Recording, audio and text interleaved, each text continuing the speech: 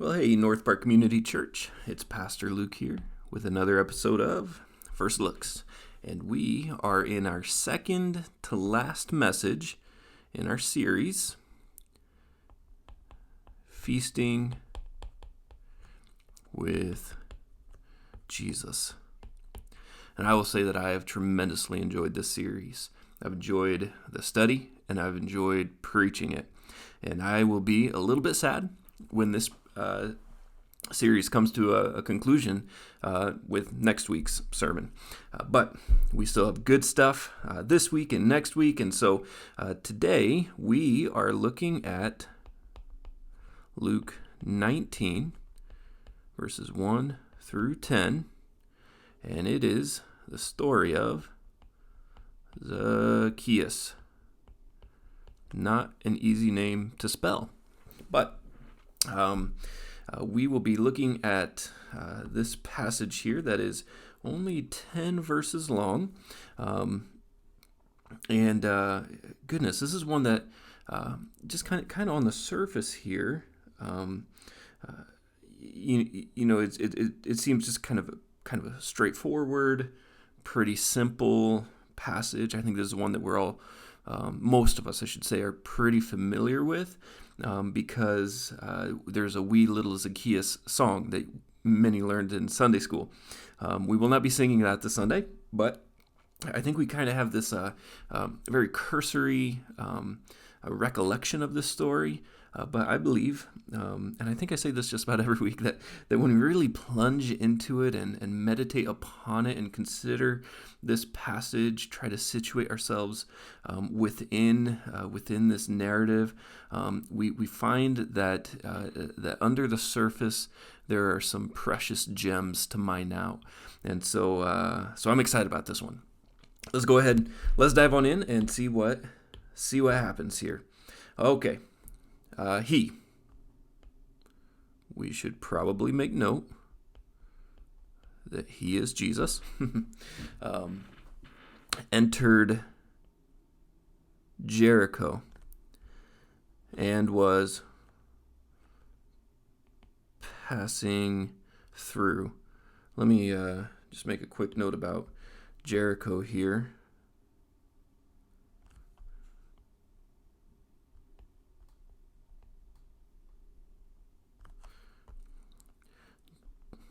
Jericho, as a city, was very wealthy. It was a trade route stop connecting. It was a primary connection city for peoples and villages and towns and things like that east of the Jordan River with those west of the Jordan River. And so there's a lot of travel that cycled through Jericho. You would also pass through Jericho when you were going from northern area of Galilee, where Jesus did a lot of his ministry, and when you were heading south to Jerusalem, capital city and the central place of worship. And so for that, it's very had a lot of business coming through. It also had a lot of. It actually had balsam trees that Rome actually harvested and sent throughout the empire. So they're actually known for their balsam trees that gave a great fragrance. So, a city that had a good smell to it. Wow, what a delight. Even in our day, imagine if New York or Chicago had a fragrant aroma when you went into it, rather than the smell of the streets. But even more so when fragrant things were more scarce. You had animals that were moving things and walking through and leaving their, how shall we say, their residue behind. It was in many ways it was a delightful city for that reason. Okay. probably more on Jericho than we needed to state there, but it is important to make note that it was a wealthy city. That's really important for this passage. Okay, now Jesus was passing through.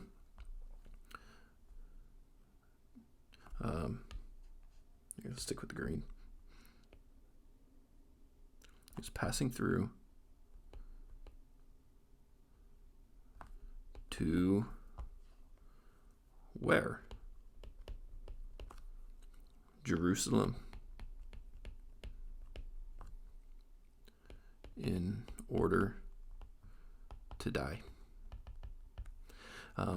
Earlier on in Luke's Gospel in chapter 9, it says that Jesus set his stone as flint on his way to Jerusalem. And what we have going on is Jesus making his way to Jerusalem.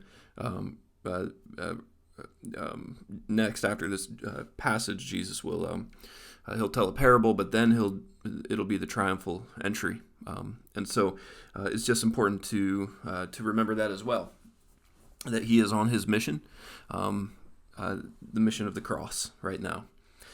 And behold, there was a man, named Zacchaeus. He was a chief tax collector, and he was rich. Okay, so he is a chief tax collector and rich. We'll use some Zacchaeus. Oh, that's wrong. There we go. Zacchaeus, chief tax collector and rich.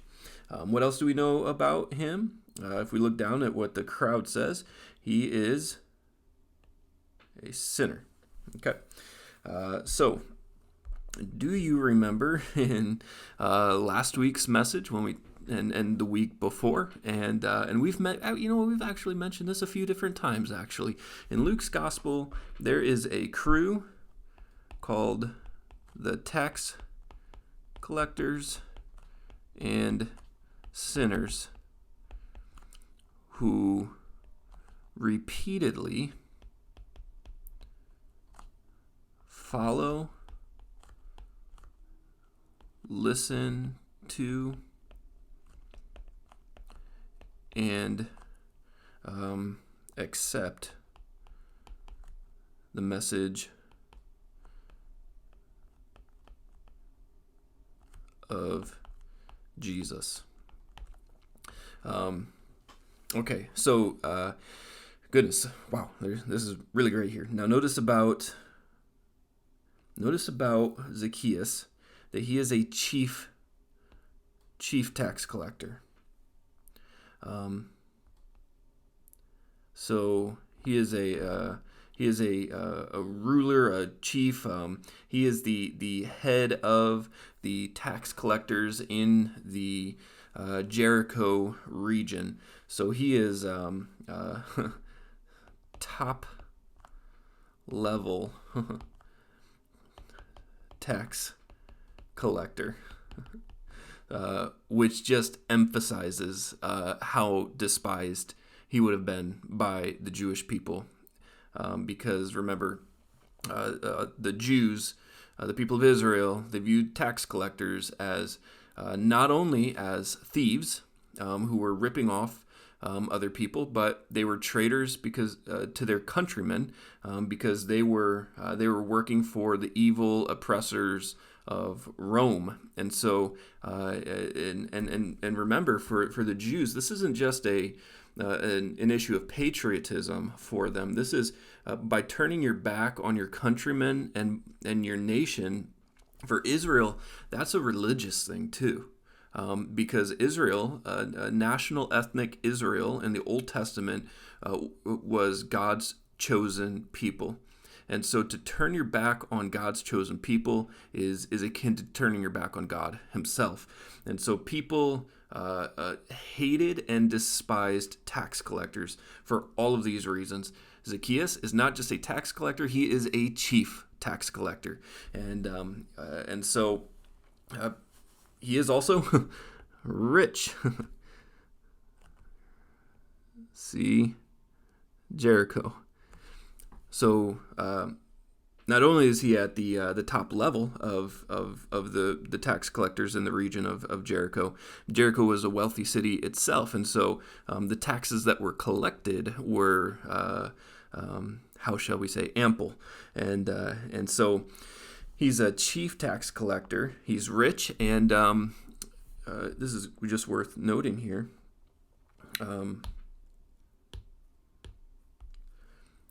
Don't forget the rich young ruler is in chapter 18, right before this. So we just received the story of the rich young ruler a chapter before, in which this young man, this young ruler who has this wealth, he is unwilling to give up all that he has in order to follow Jesus. And so in Luke's gospel, the poor are elevated and the rich are oftentimes not portrayed in the best light, because as we know, wealth can be a tremendous idol in this world that keeps us from seeing our need, our dependency on God, and our own inadequacies and whatnot. And so, and then finally here, just with Zacchaeus, he is a sinner. Again,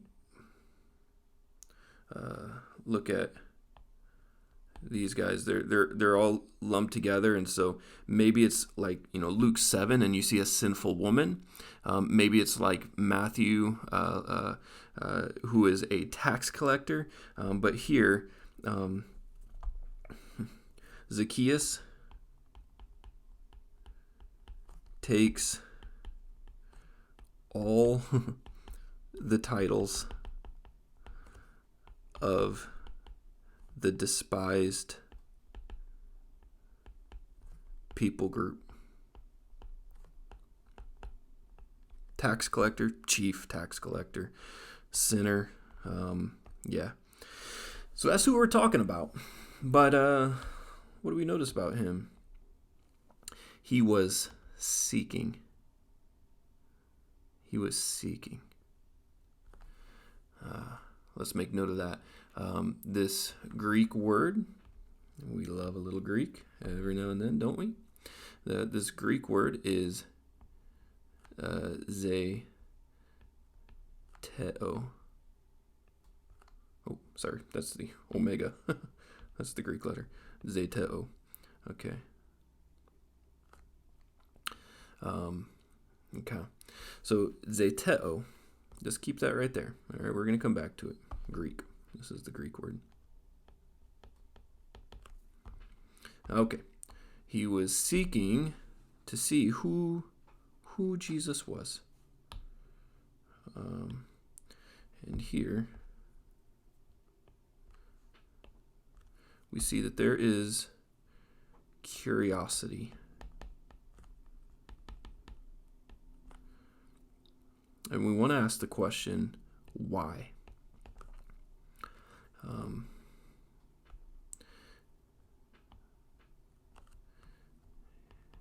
Is it because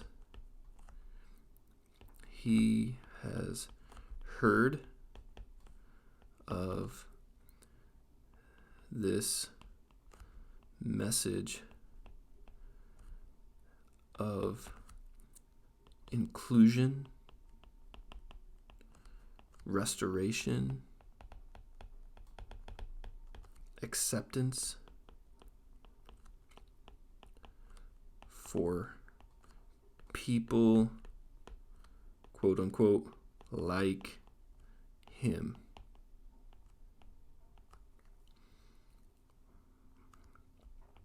That's the question. Is it because that he's heard about these tax collectors, these sinners, these social outcasts, these people who are lonely because they've been ostracized because of the things that they've done, and they are being seen, listened to, loved, accepted, embraced, restored. They're having their identities changed by an encounter with this man named Jesus. Is this why Zacchaeus is trying to get a glimpse of this Jesus? I suspect that's quite likely. Likely. Now, okay, let's move on. But on account of the crowd, and here we have our second actors here, the crowd. But on account of the crowd, he could not. Because he was small in stature. And so these two are linked, but there's more that we need to ask about.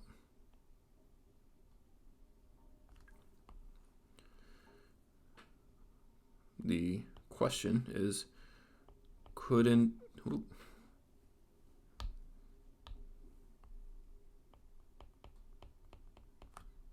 he just slip through?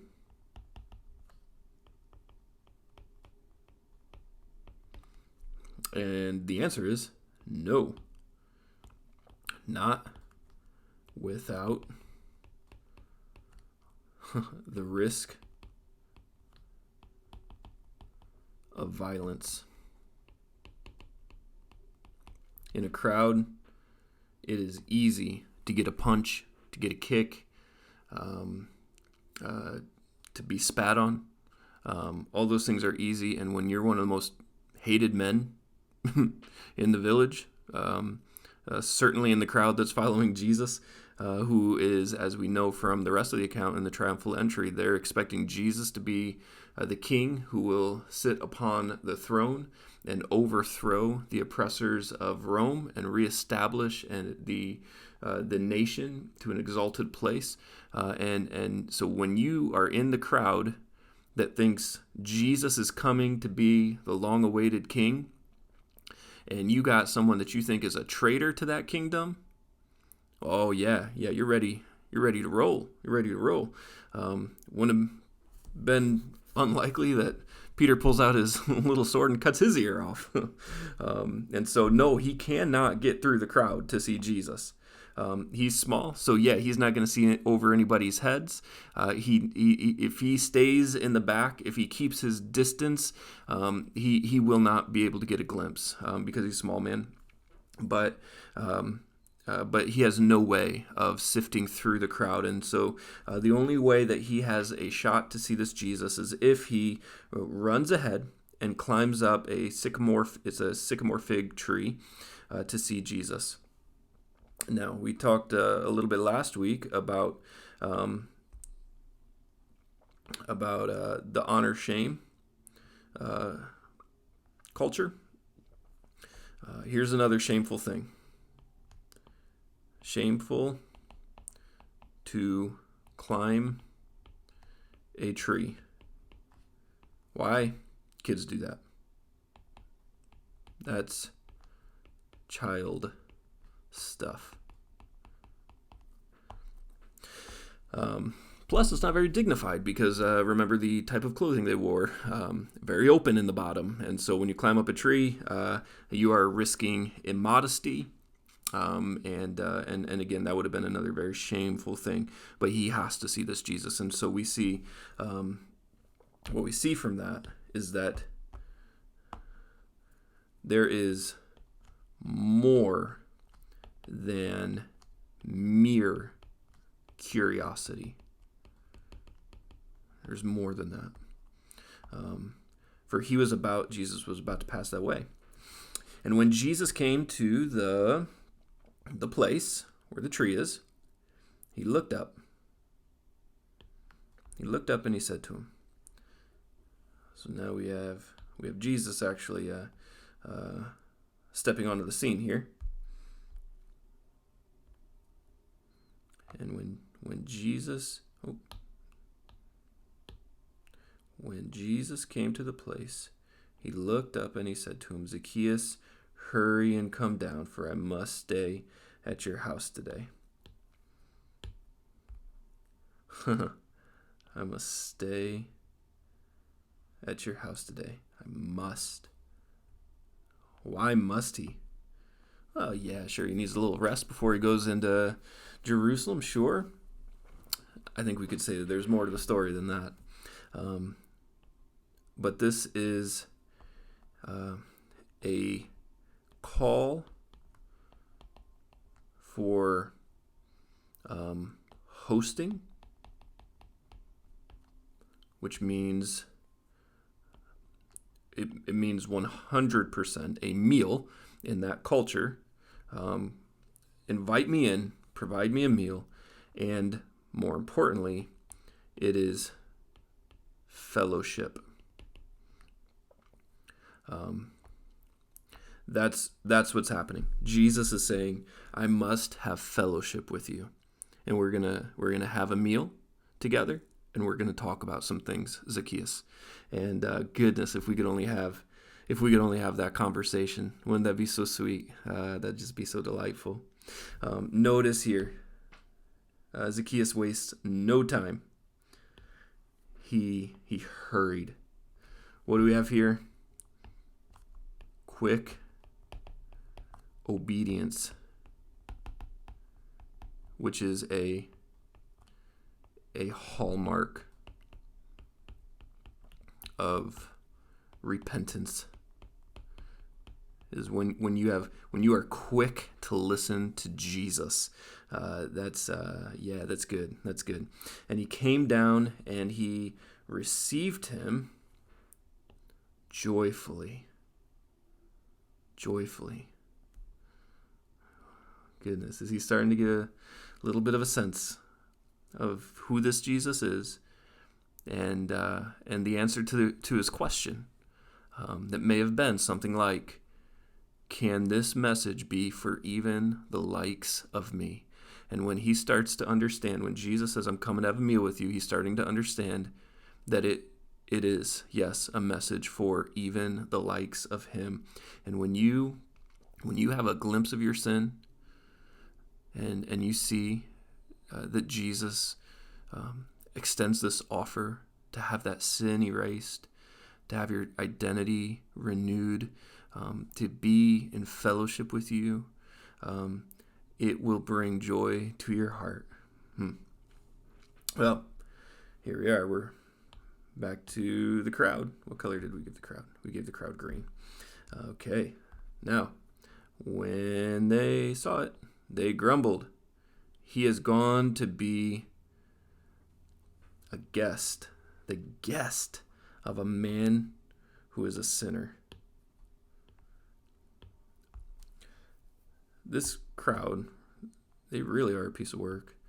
And remember, they're following him, and they've been following him for a little while in the gospel, following Jesus, hearing his teachings, yet still struggling to grasp his heart. They're still putting lines in the sand. Maybe this message of acceptance is for people who, maybe did a little bit of bad, but it can't be for people who have done a lot of bit of bad, right? That's how the people continuously are just interpret Jesus. You have remember back in our very first message in Luke chapter 7, there's the Pharisee who invites Jesus to the meal, and the woman anoints Jesus' feet and uses her hair and her tears to wash his feet, and Jesus says, the message there is, he who has been forgiven much loves much, but he who has been forgiven little loves little. And Jesus just again and again and again saying that his message is for anybody. But really, if you don't grasp the severity of your sin and your need for Jesus, you're never gonna fully follow after him. And so we see these, it's just these distinguished sinners, just continually being the example of what it looks like to repent and be a disciple of Jesus. Well, look at Zacchaeus here. He stood and he said.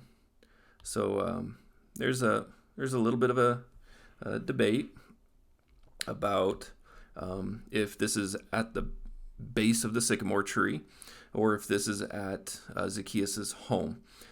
I think it's that he's in Zacchaeus' home when this happens. I think we've had that happen, because this right here seems like he has gone. Seems like the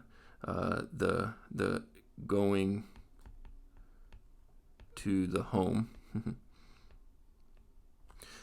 To be the guest of, and Zacchaeus, when he stands, he's likely standing from the reclined table where they're having the meal, and then look at what Jesus says. He says, salvation has come to this house. And so I personally think that they're back at Zacchaeus's home having the meal, and some conversation has ensued that has led to Zacchaeus' pronouncement here that he's going to give away his stuff, and so it's not super clear. It is a little contested depending on which commentator you're reading, but nevertheless, that's kind of where I fall. I think it just seems like the flow of the story. So Zacchaeus stands and he said to the Lord, "Behold, Lord, half of my goods," what a declaration here, "half of my goods I give to the poor. And if I have defrauded anyone," which he has, that's how you get rich as a tax collector, "I will restore it fourfold." So this is an incredible act. He's a rich guy, but he's taken 50% of it and giving it to the poor. And all the people that he defrauded that is very numerous. And then to take the amount that you've defrauded them and to pay it back 4 times over is, I don't know how much he's got left after this. He might be in debt after this pronouncement, quite honestly. But this is such a radical pronouncement that again, look, like, this is outside of him being a tax collector and a sinner, which is just like a demarcation of who he is. Just that's telling us how bad he is. But rich is and small, like, those are the only two like things that we get about him beyond that.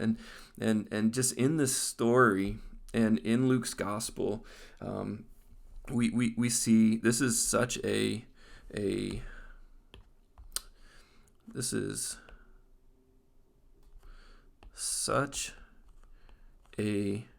reversal of loves from money to Jesus, because there seems to be like zero regard for his cash with this kind of pronouncement. But that's what you would have loved. He's rich. Why else would you take the social ostracizing that you would have received to be a tax collector? I mean, you don't just take on that profession unless it's a deep desire to get rich, and so there would have been certainly. I mean, this is just human. I don't even need to have a conversation with Zacchaeus, and I can just tell you, because he's human and I'm a human, that it's clear there's a love and idolatry for money, and this right here is the evidence. This isn't the mechanism of salvation, it's the evidence of salvation. The mechanism of salvation is Jesus and Jesus alone. And this is what Jesus responds by saying. He says, "Today salvation has come to this house, since he is a son of Abraham. For the Son of Man came to seek and to save that which is lost. Hold on, this is beautiful. Today, salvation has come to this house. And then look at this. He is also a son of Abraham. Why include that? This is the restoration of identity.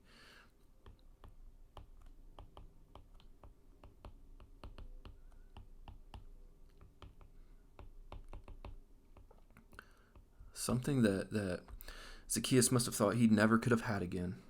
And Jesus says, you're a son of the promise. Now you're a son of a promise truly and fully, because you're a son of the promise in your heart, because you have received Christ, and it is made evident that this is genuine because you have released your grip on the world. You have released your idolatry. You have released your sin. You have repented. You have turned and gone another way, and it shows that your heart has been changed. And then the declaration of Jesus, for the Son of Man came to seek and to save the lost. Now, you remember our Greek up here? This zeteo. See below. This word right here, guess what it is? Zeteo. Here's the beautiful inversion in the story. Zacchaeus, A-U-S, is seeking Jesus.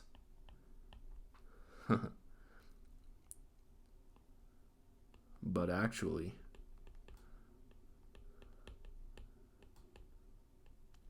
it is Jesus seeking Zacchaeus. Ah, I love it. That's getting an exclamation point. Wow, this is beautiful. It's a beautiful passage. I love it. And goodness, these first looks are so difficult for me because normally I do this kind of thing, just on my own in the quiet of my office, and I don't do any talking. But when I talk into this microphone while I do these things, I have to fight back the urge to preach it. And so I'll just have to wait till Sunday. But I am so looking forward to Sunday, to exalt Christ, to love Christ, to cherish Christ, and to follow after Christ with all of our hearts, and especially as this story leads us to do so in a greater way. So thank you, church, for your prayers, for your love, and I can't wait to see you soon. God bless.